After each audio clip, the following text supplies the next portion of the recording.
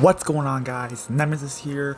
Today we're at 7,756 trophies in Clash Royale, 334th globally, and we're going to be showing you a few more replays, so please make sure to like and subscribe, and let's get straight into it. Okay, so we got our first game against CMG Drogspiel. He's going to be playing Electro Giant deck. I think he's the Archer Queen variant, and I don't know exactly whose matchup this is because it's really hard to break through, but then again, like, there's like these kind of pressure you can do. Like, if you start pressuring at the bridge at the right time, you can really like mess the cycle up and stuff like that. So we're just gonna cycle the Magic Archer in the back because he cycled the Bomber earlier, and it's pretty okay to play to do. Just cycle Magic Archers in the back. We're gonna go for Electro Wizard here and the Royal Ghost on top just to take care of that. We're gonna take the Battle Ram on the Archer Queen just so that Archer Queen does not get a connection on her tower. And we're just going to be chilling here to see what he wants to do. He's going to take a really good NATO on there to get a king activation. Oh, and by the way, this guy, he's like literally one of the best Electro Giant players in the game. Amazing. I think he finished like 27th last season, so he's like nothing to joke about, you know, he's amazing. So we're just going to cycle another Magic Archer in the back to see what he wants to do here. He's going to cycle the Cage. A good thing to like the Electro Giant players like to do is they love to like tornado in the your air troops, and it's a really like good thing because if your air troops just sit down without getting taken care of, they get tons of value. So he's gonna Archer Queen in the middle and stuff like that, which is fine. I did a prediction zap on the skeletons because it just seemed like the right play. You know, skeletons are his only like main card to do, and this is what I'm talking about. Like, I'm gonna pressure him because he didn't have Cage at the time, but now he does. So we're trying to force out, trying to have the ball in our court essentially, and let's see what he wants to do here. So I'm just gonna put the E-Wiz right there, and this is what I was talking about. They're just gonna NATO in like that. I'm just gonna take the bandit on top just to clean up any of those troops. You never want to be like too aggressive in this matchup because if you're too aggressive, they're just gonna take advantage of you and they're just gonna E-Giant. And I'm telling you that, like, an Electro Giant at the bridge, it's, like, so hard to defend. Like, even if you have Pekka, like, for some reason, it still gets a lot of damage. I don't know why, but it is what it is. He's going to have the Archer Queen coming down the left-hand lane. I'm just going to use this Magic Archer. I'll take the Fireball on that Archer Queen, just because I didn't want to play, like, any troops on top of it. And then there he goes again. He's going to take the NATO on top, which is fine. He's going to be chilling, see what he wants to do. I'm going to take the bandit on top of that, and then, let's see here. He's going to go for the skeletons for my bandit, which is fine, and then I think I'm just going to, a Magic Archer, and this is what I'm talking about. He's going to go for the Electro Giant here.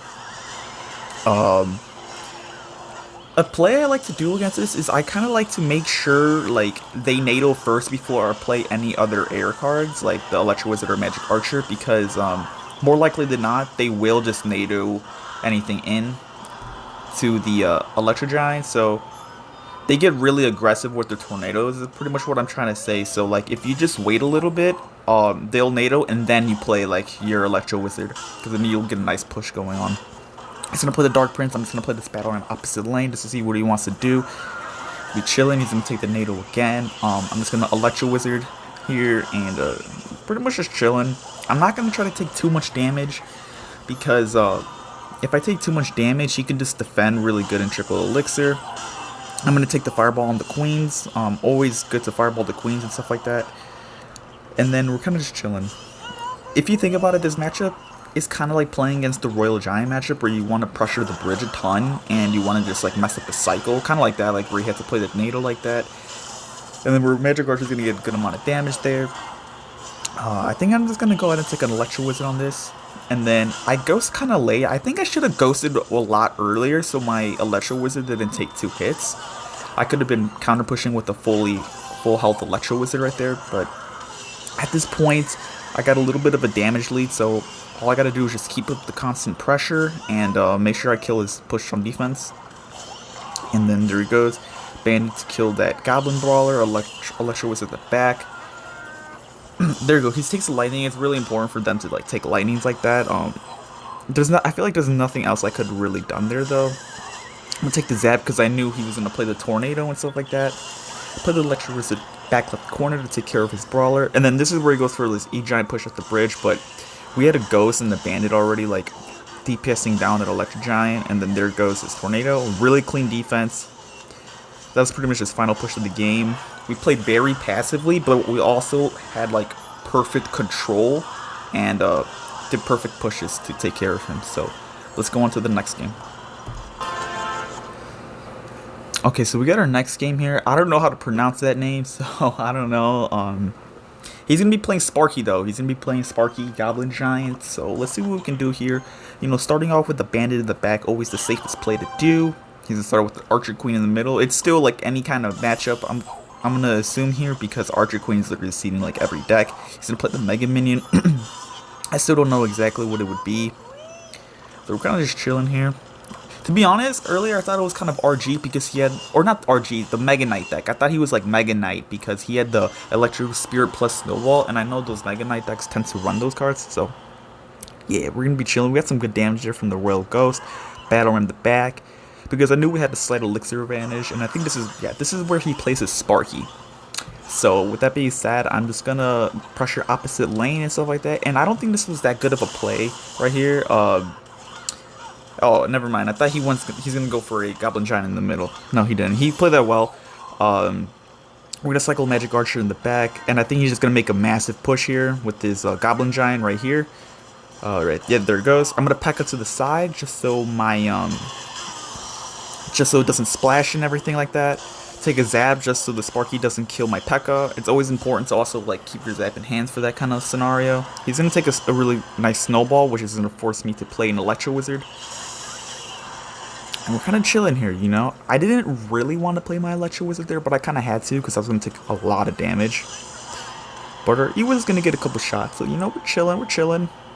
But yeah, so this matchup goes like, if they do Sparky in the back, you just pressure opposite lane. If they have the Mini Pekka variant, I feel like you need to pressure a little bit more just to DPS down his Mini Pekka. But here goes. So at this point in time, I knew that I couldn't defend that. If I try to defend that, any of my troops are just going to die. So I have to let that go. And I'm just going to, like, pretty much just take his tower, like, both of them. I'm just going to take both of his towers, just eat all the damage I can, and just make a big counter push. And that's what I do. Ghost is going to take care of the right side lane, and then I'm just going to go and quickly pressure the other side. Again. Let's see here. Yeah, there it goes. So I play that extremely well, knowing that I can't defend that Goblin Giant Dark Prince push. So I'm just gonna take his tower. Let's see, a Magic Archer in the back just to play quick defense now, and there's really no point to play aggressively. I got this game in the bag, so we're kind of just chilling. But yeah, if they Sparky the back, go opposite lane, and then you could play like your Magic Archers in the back corners. You also want to make sure that you have really good placement on your Magic Archers to try to pierce through his Giant and hit his Sparky and stuff like that. So, really well played by us. Let's get on to the next one. Okay, so we got our final game here against OG Prox. He's going to be playing Lava Loon. I'm going to tell you or show you how to take care of this matchup here. But he has the Aero Zap, which does make it a bit easier on us. I don't know whose matchup this is. I think it's slightly in his favor still, but it's definitely winnable for us because he doesn't have Fireball for Magic Archer. He always has to like overcommit with like his arrows plus Zap combination. So I'm gonna Battle Ram the bridge. I didn't know what he was playing until he played those the Skeleton Dragon, so I'm just gonna take the Battle Ram there, and I'm just gonna take a Zap to cycle, and we already got a massive damage lead. He's gonna go ahead and play the Miner here, so I'm just gonna go ahead and take the Fireball. You know, we're just chilling here, see what he wants to do. I think he misplayed right there. I think he should have played his Miner on the back side of our Princess Tower just so we couldn't get like a Fireball value.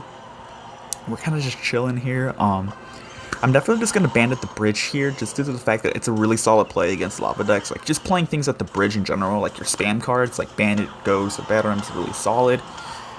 And then we're just going to E-Wiz the corners. Very important to E-Wiz the corners and not like in the middle, because if you E-Wiz in the middle, your Magic Archer kind of like doesn't have room to play because you're just going to give him spell value.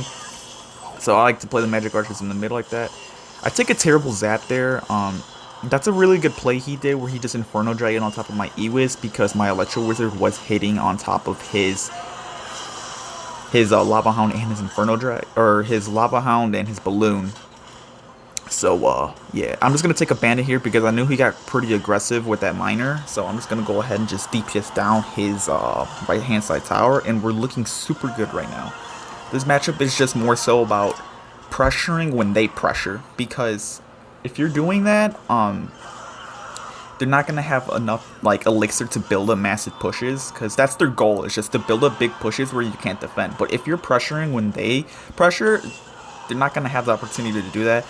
I'm going to take the Pekka there, because I thought he was going to play the Lava Hound opposite lane, actually. He played it, like, going for, like, a 3 crown, so I didn't know that. I'm just going to take the Zap, so I could get, like, a massive amount of damage on top of his King Tower there. So that was really well played by us. I'm just going to take the Bandit there just to try to get a connection, and I do.